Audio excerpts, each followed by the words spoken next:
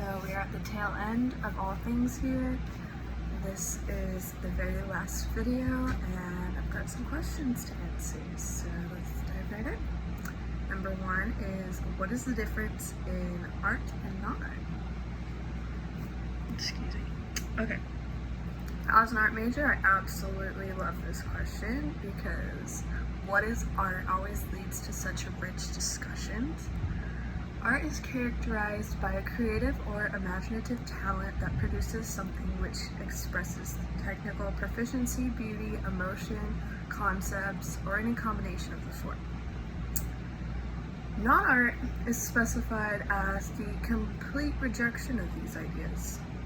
What's crazy though is that contemporary artists started pushing the conventions of art so far that what they produced could be considered non-art. Basically, you can find an example of each non-art art that's in the same museum. I think both concepts are so broad and open to interpretation, you will get a slightly different answer from anyone you ask. To me, the difference between the two is the individual viewer and their perception. As someone who has a more broad sense of what art really means, I like to embrace anything that has been made to evoke a feeling or response as a form of art, even if it's something that others may consider non-art. Number two, how is seeing art in person instead of in a book different for you? Alright, I think seeing art in books prepared me for seeing them in real life.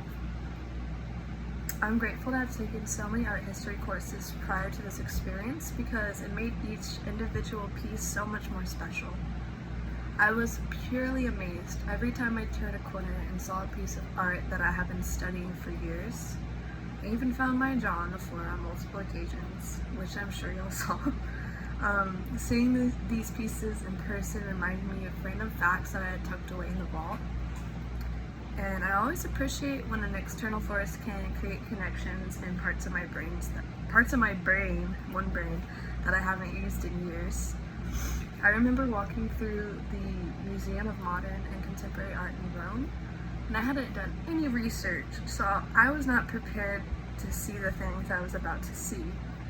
I remember the first thing I recognized was the Mondrian, and I had this real moment of clarity. I was like, wow. This is gonna be my life for the next 2 weeks. Seeing these artworks in person nearly brought a tear to my eye in some cases.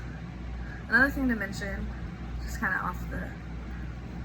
off the cuff, is oh please don't fight right now. You can read dimensions in a book for an art piece, but it's really hard to perceive how big a painting or a sculpture really is until you see it in person. So I think the scale was another thing that was really shocking for me. Number three, what do you think about people risking their lives for some of the art you witnessed? I think it's punk rock as hell. No, I'm just kidding. Well, yeah, but it really gives you a perspective on how much these people valued their history and took pride in their culture. It also shows the modern human how different our values have come to be. I can't imagine any of my peers going and stealing art. They're too busy trying to be influencers. Just kidding, not really. Anyways, it's crazy because nowadays when you think about someone dying for their country, it's in the context of war and the military. However, back then, when all these art heists were super prevalent following some of history's greatest wars, these people held the same feelings, but thought that their country's art was the key to their nationalism and pride. Number four, explain the moments you experienced wonder. I feel like I experienced wonder one time and it lasted 2 weeks.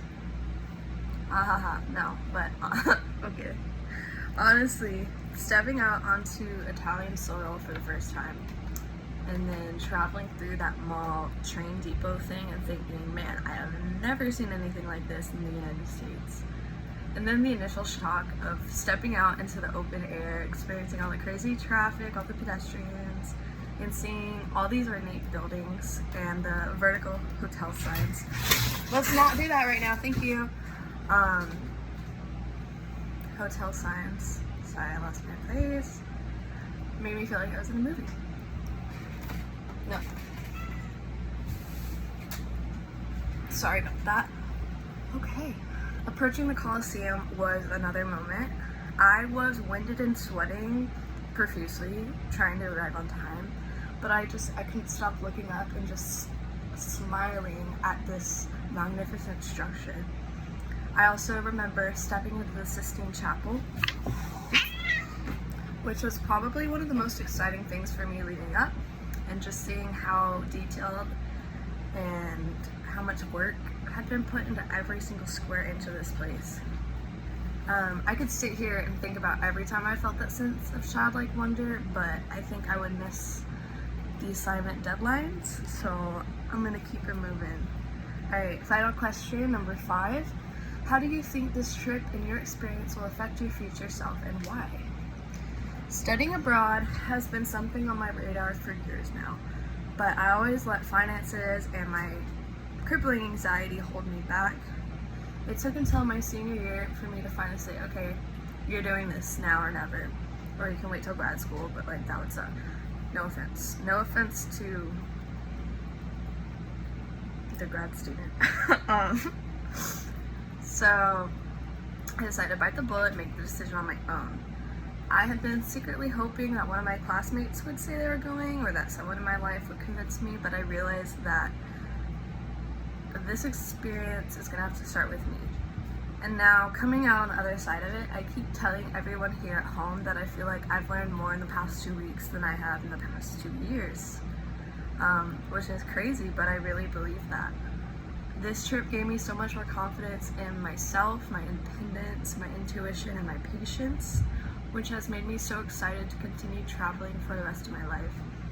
I feel like before this, I would always talk about how badly I wanted to travel, but following this experience, I will be traveling. You bet your bottom dollar. I am grateful to have learned so much about different people and cultures, learn about our similarities and differences, and apply my learning to all encounters I have with people on a daily basis. I think this experience gave me the framework I needed to become a leader in travel situations and to have the confidence and trust in myself to help others learn as well. At this point, I am thirsting for knowledge and hope to continue stepping out of my comfort zone and just saying yes to things. Bye!